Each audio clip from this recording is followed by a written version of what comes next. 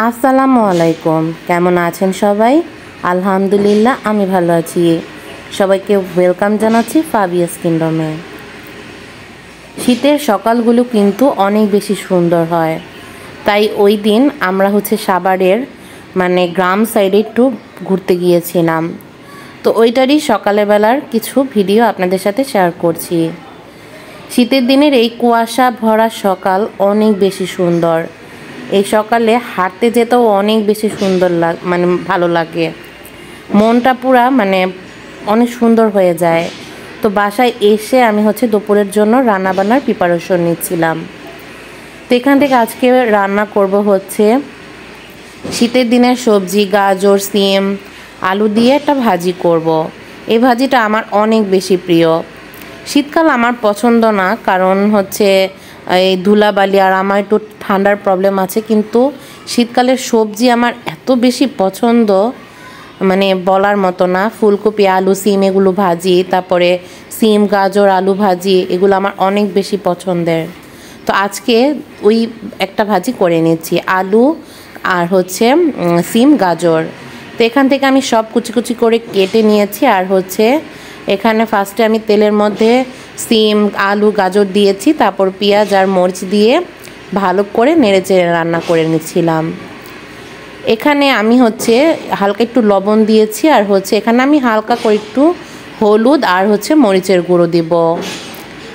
এখানে হলুদ মরিচ না দিলেও সাদা ভাজিটা করলেও অনেক বেশি মজা হয়, তো আমি তারপরও হালকা একটু মশলা দিলাম। যারা তেল খায় তেলের পরিমাণটা বেশি ইউজ করে রান্নায়, তাদের কিন্তু এই ভাজিটায় পানি ইউজ না করলেও হয়।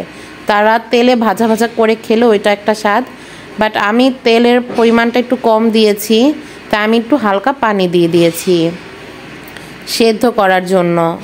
তো এখানে আমি ভালো করে পানি দিয়ে নেড়ে চেড়ে আবার ঢাকনা দিয়ে ঢেকে ভাজিটা পুরোপুরি সেদ্ধ করে নেব। এখান থেকে আমার ভাজিটা আমি অন্য চুলায় নিয়ে গিয়েছি। আর এখান থেকে রান্না করব আজকে আমাদের পছন্দের মাছ পাঙ্গাস মাছ। এটা কার কেমন লাগে জানি না, বাট আমাদের কাছে অনেক বেশি মজার লাগে। পাঙ্গাস মাছটা অনেকের কাছে গন্ধ লাগে, খেতে ভালো লাগে না, বাট পাঙ্গাস মাছটা যদি ভালো করে ধুয়ে রান্না করা হয়, এই মাছের যে স্বাদ সব মাছকে হার মানাবে। তো আমি পাঙ্গাস মাছটা সবসময় ভালো করেই গরম পানি দিয়ে ধুই, তারপর একটু লেবুর রসও দিই। আমার কাছে গন্ধ লাগে না, বরং আমার কাছে এই মাছটা সব মাছের থেকে সেরা মনে হয়। তো এখান থেকে আমি মাছ ভাজার জন্য তেল দিয়ে দিয়েছি আর একটু লবণ দিয়ে দিয়েছি, কারণ পাঙ্গাস মাছটা একটু তেল লেগে যায়, তাই আমি লবণ দিয়ে দিয়েছি যেন মাছটা কড়াইতে লেগে না যায়। আর এই তেল অনেক ঝুরে, তো এটা দিলে তেলটা ফুটে না।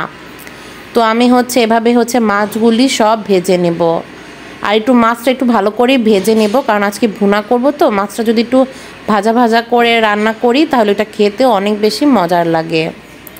তো এখানে আমি মাছগুলো সুন্দর করে ভেজে নিচ্ছি। আর অপর চুলায় কিন্তু আমার ভাজিটা আমি বারবার দেখছিলাম। এখান থেকে আমার এক পর্ব মাছ ভাজা কমপ্লিট, আমি আরেক পর্ব মাছ ভেজে নিচ্ছিলাম।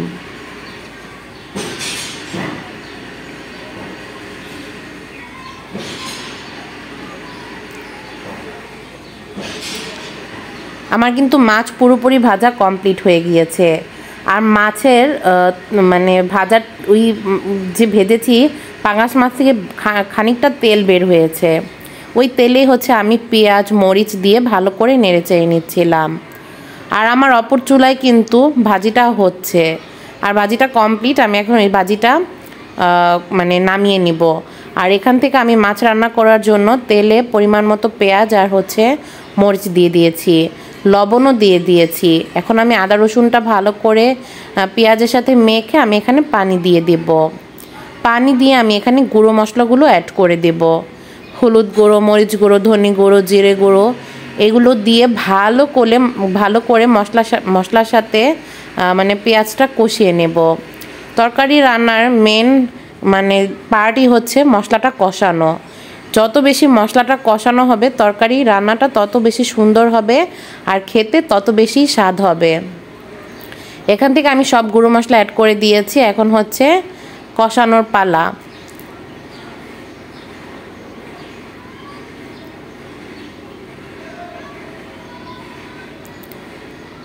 আপনারা কিন্তু দেখতেই পাচ্ছেন আমি কিন্তু তেলের সাথে মশলাটা ভালো করেই কষিয়ে নিচ্ছি। আমি ভিডিওটা ফাস্ট করে দিয়েছি, তাই আপনারা হয়তো বলবেন যে আমার মশলাটা আমি অনেক তাড়াতাড়ি হচ্ছে, কিন্তু না, এটা অনেক প্রসেসিংয়ের কাজ, কিন্তু ফাস্ট করে দেওয়ার কারণে এটা মানে অনেক ফাস্ট মনে হচ্ছে। তো আমি এক পর্ব মশলা কষিয়ে আমি এখানে আবার পানি দিয়ে দিয়েছি। এখন আমি আবার হচ্ছে মশলাটা ভালো করে ফুটিয়ে নিব।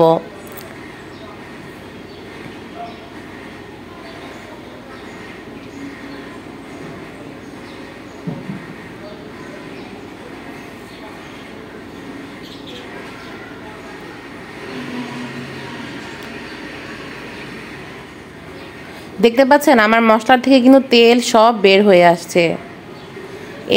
এই মানে এভাবে রান্না করে খেলে যে মানে পাঙ্গাস মাছ কেন, সব মাছই অনেক বেশি স্বাদের হবে।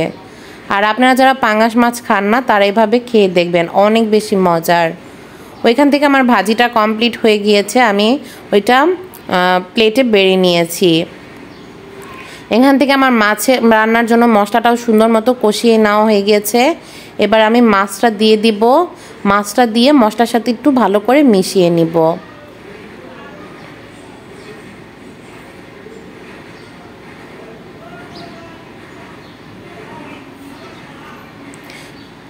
এখান থেকে আমি মশলার সাথে মাছগুলো ভালো করে মিশিয়ে হালকা একটু পানি দিয়ে দিব। তারপর আমি মাছ রান্নাটা পুরোপুরিভাবে করে নেব। এভাবে মাছ রান্না করে খেয়ে দেখবেন, পাঙ্গাস মাছ অনেক বেশি মজার লাগবে।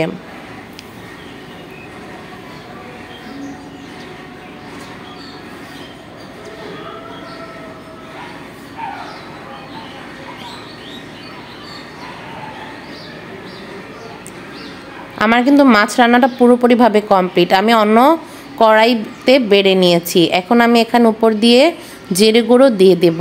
আমার রান্না কমপ্লিট। অপর সাইডে আমি ভাতও রান্না করে নিচ্ছিলাম, ডালও রান্না করে নিচ্ছিলাম। একা হাতে তো সব একা একা করে নিতে হয়, তো সব কিছুই করে নিচ্ছিলাম। আমার রান্নাটা কেমন হয়েছে আপনারা জানাবেন, আর আপনারা এভাবে রান্না করে খেয়ে দেখবেন।